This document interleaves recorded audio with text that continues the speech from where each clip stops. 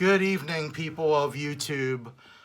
So tonight, my plan is to do a part 2 of my memorial to Adolf Kowalski. The last time, of course, it was sudden news for me on Tuesday, and I quickly threw together a little presentation, and I really appreciate a lot of people's comments that they enjoyed that video. But there was things I left out. Some albums, like the compilation albums, which have some non-LP stuff on them, and some various photos of when I played with Adolf in Blunt Force Trauma. I have some live and some promo photo shoot type stuff. I've just picked out a few photos from my photo album. I do have quite a few pictures, but I don't want to go into that too many of them or make this too long of a video since I went on for about 10 minutes in part 1. But anyway, in the background, just keeping it kind of light so it's not as much a distraction as I speak. But this is, we showed this in the last video, the archival live release. Thee Katatonix recorded a long time ago. This was at a bar in Cockeysville. Cal Ripken was reported to be a regular at, and I think, as I showed you last time, quite a lengthy set list here, fairly long CD. But yeah, so this is a really nice archival release from that time. It's a soundboard recording. So let's get into some compilation albums that Thee Katatonix appeared on back in the 1980s. This was volume 1 of 8 Essential Attitudes.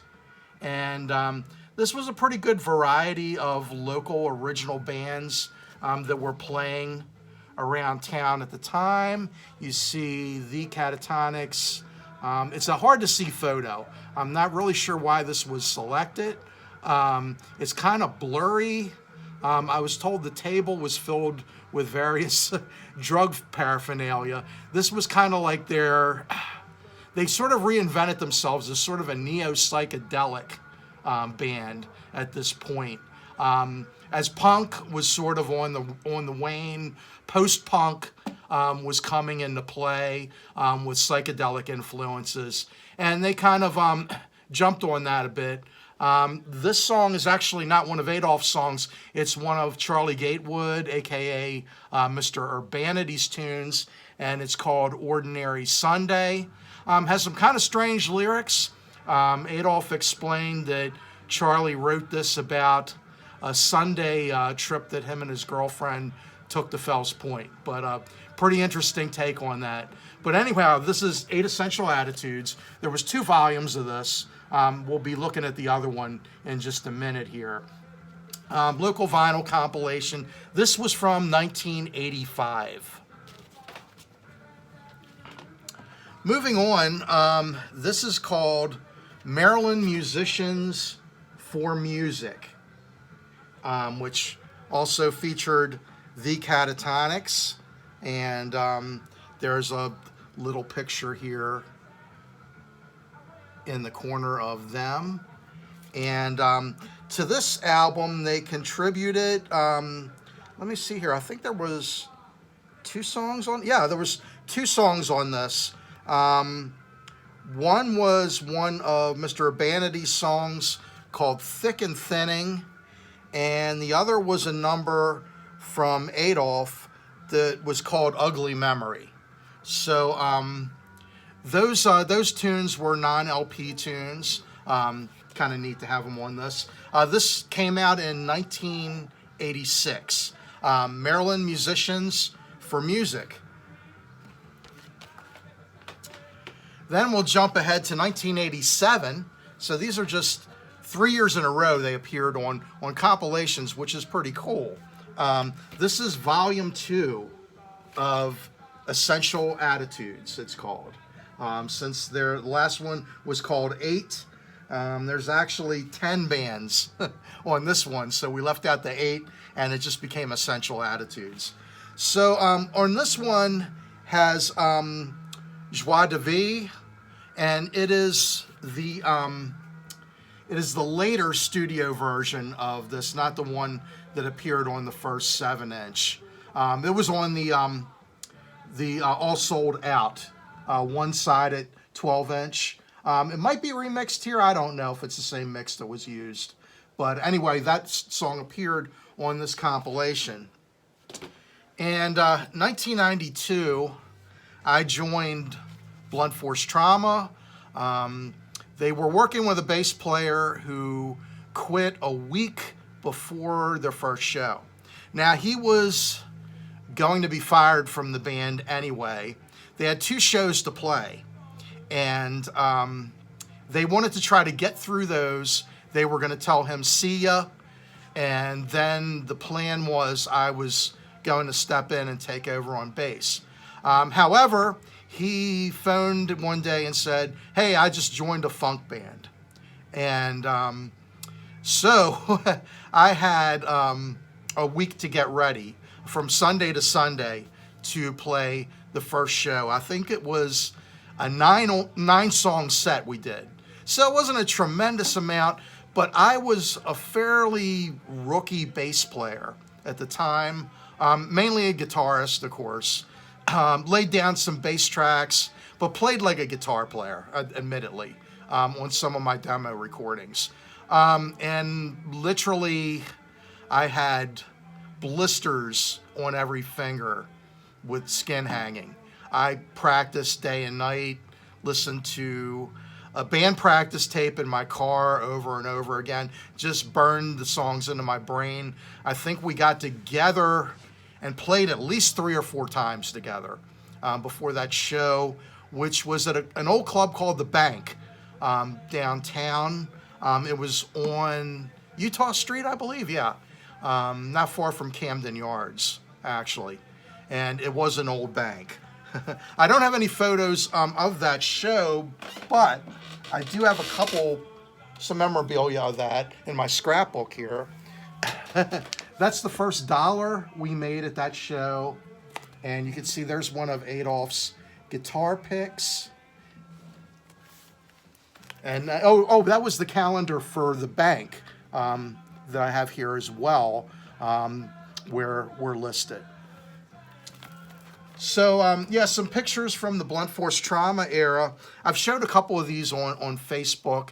Some people may have seen them, some may have not. This was taken at a club on the block, and I couldn't remember the name of the club, but I know I have a flyer here that should say it. Oh, yeah.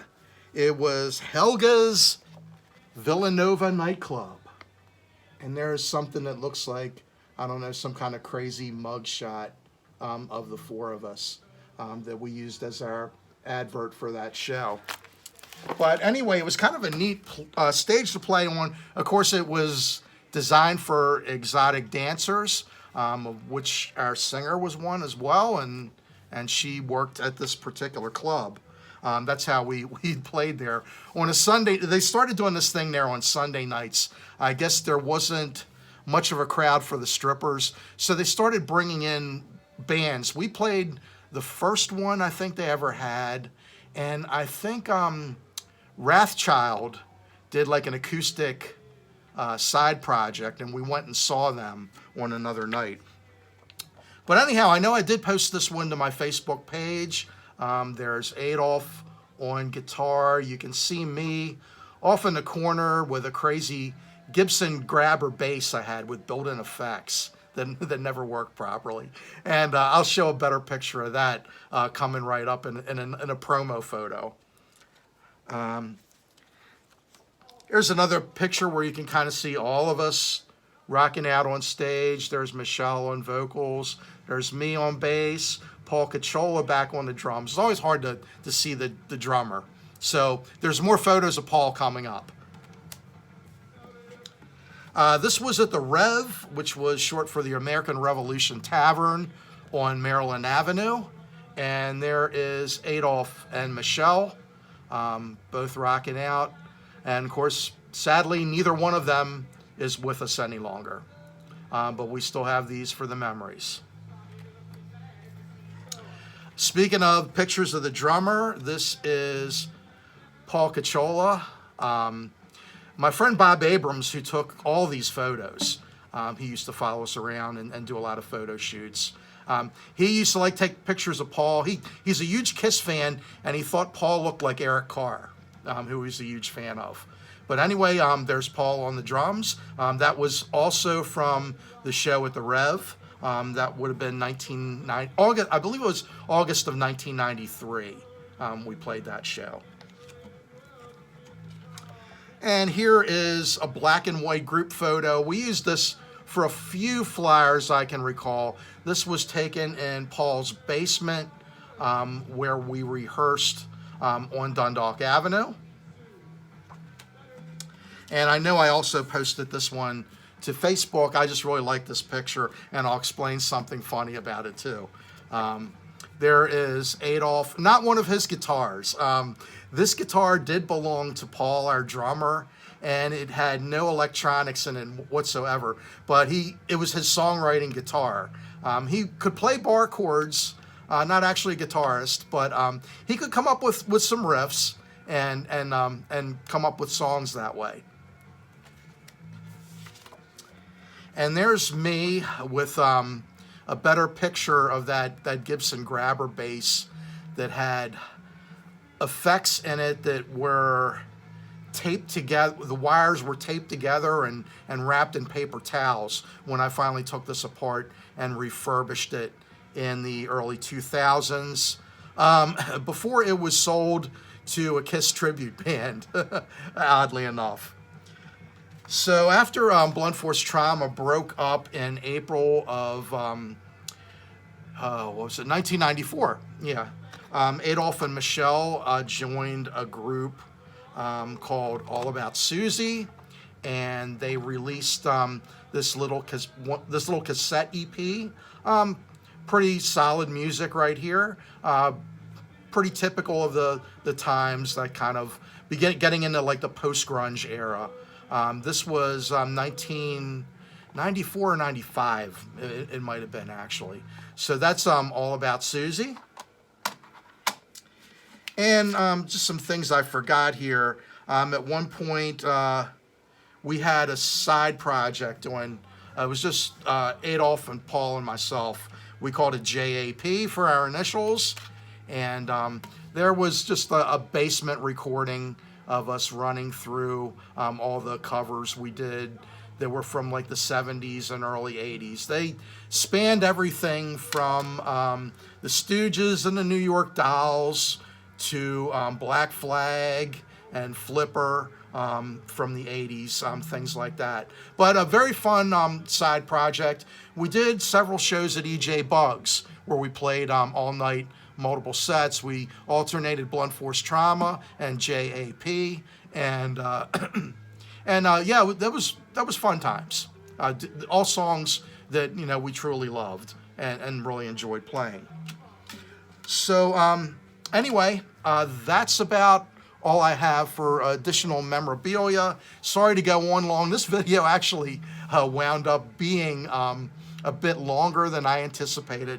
Actually longer than the first one, but I was a little more organized with what I didn't show before and got it together over the course of the day. And I would think, oh yeah, I've got this too. I've got to go ahead and show that. And there's all kind of things in my scrapbook that I didn't get to as well that are probably pretty interesting. I showed you the flyer for the Villanova and the memorabilia from the bank gig. Yeah, I looked through the shows. I used to make a log of everything we played. And from, let's see, our first show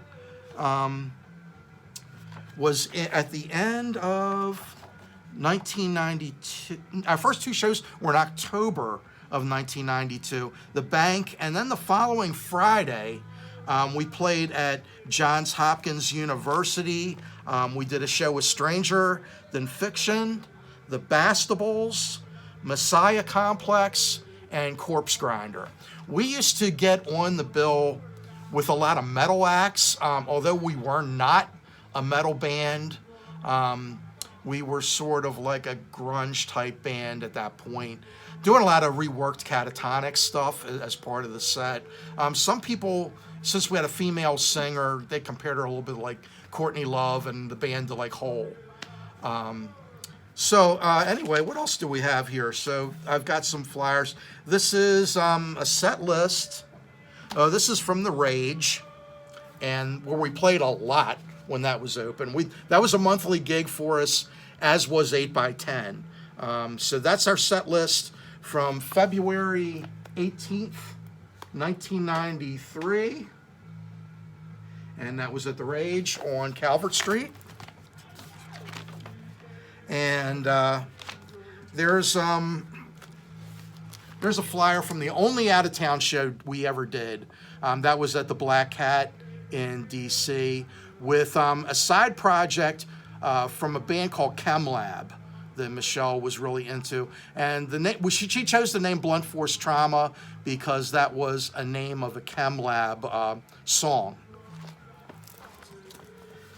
So yeah, again, running longer than I thought we would. There was obviously a few extra things to show. But anyway, rest in peace to Adolf.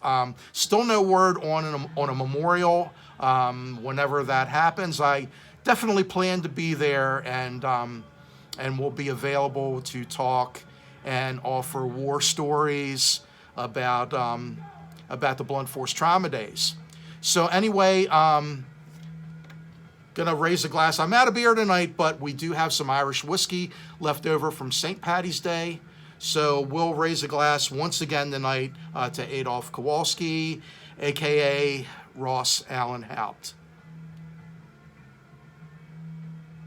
All right, thank you, people of the tube, and good night.